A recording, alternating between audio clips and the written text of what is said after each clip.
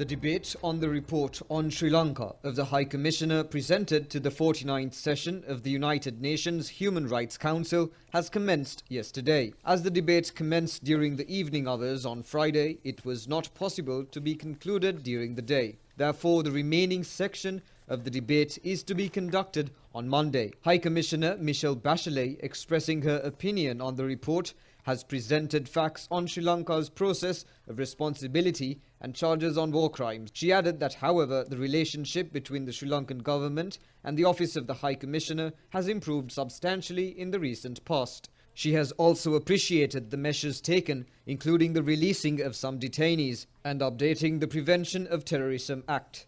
Mrs. Bachelet has requested the Sri Lankan government to carry forward the procedure. The High Commissioner has also questioned on certain issues, including the 20th Constitution Amendment and accountability. Minister Professor G.L. Peris, delivering the reply speech, has expressed concern over the inclusion of several unfounded charges and insensitive determinations on issues by judging them from the surface level.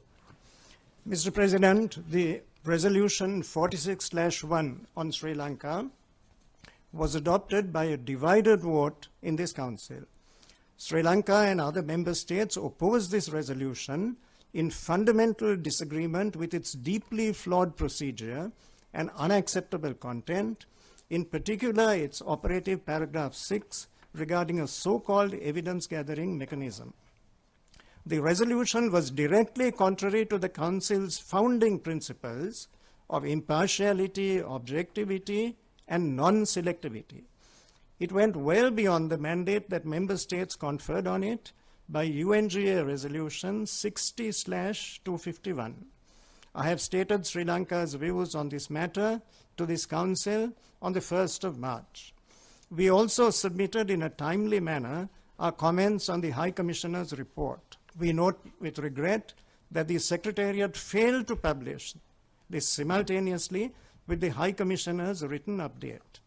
Despite our rejection of the resolution, we will continue our voluntary international undertakings on human rights and engage with the United Nations, including with this Council.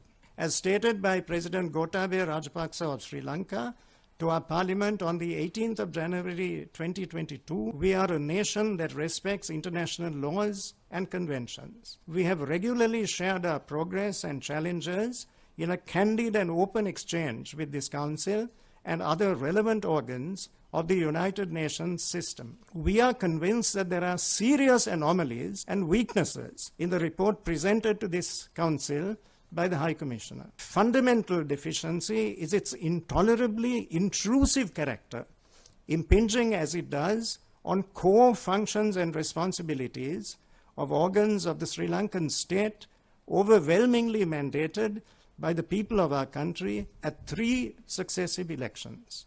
There is as well a clearly discernible element of discrimination in that the Council would certainly not take it upon itself to embark on a similar inquisitorial procedure in respect of other member states. This in itself, Mr. President, strikes at the very root of the foundations of the United Nations system. The issue of uniformity and consistency of standards applied by the High Commissioner to member states, irrespective of their size and influence, and in steadfast conformity with the essential principle relating to the sovereign equality of all members of the United Nations fraternity, is cynically transgressed in several portions of this report. To our minds, this is particularly disturbing because the strength and prestige of the United Nations, and especially the Human Rights Council, derive from the widespread regard of the international community as a whole for the moral and ethical basis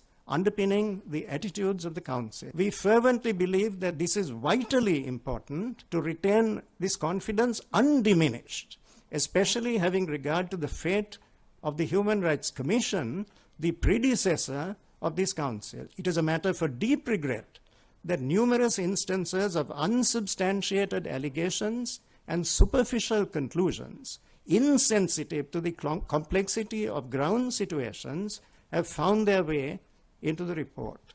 We have commented on these in extensive detail in our written response. We are dismayed by the High Commissioner's unwarranted onslaught on seminal institutions of our country, which function under the aegis of Sri Lanka's constitution and legal system, emanating from a rich and varied cultural heritage, and are subject to stringent review processes which form an integral part of our tried and tested laws. There is also the question of the use of stringently limited resources in such a manner as to achieve optimal benefit for all of humanity at a time of unprecedented crisis. The colossal expenditure of millions of dollars in a partisan and specifically targeted pursuit of Sri Lanka is hardly consonant with this obvious imperative.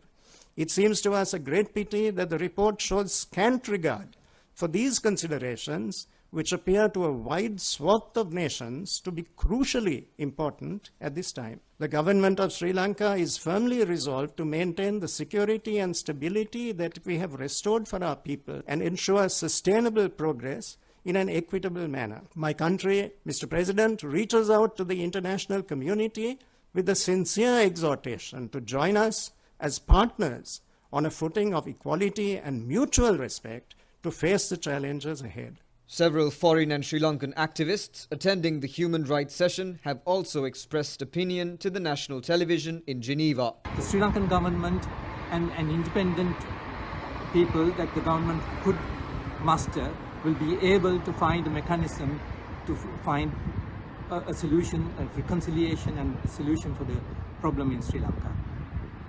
We urge the people of Sri Lanka to ask the United Nations Human Rights Council to stop this charade and give our people the chance to find reconciliation and peace among themselves. After all, it's us, the Sri Lankan people, who have to live with each other and find the way to live with each other. And it's certainly not the Human Rights Council who can show us the way. Definitely not. We are quite capable of finding peace among ourselves. Power cuts have been quite a topic.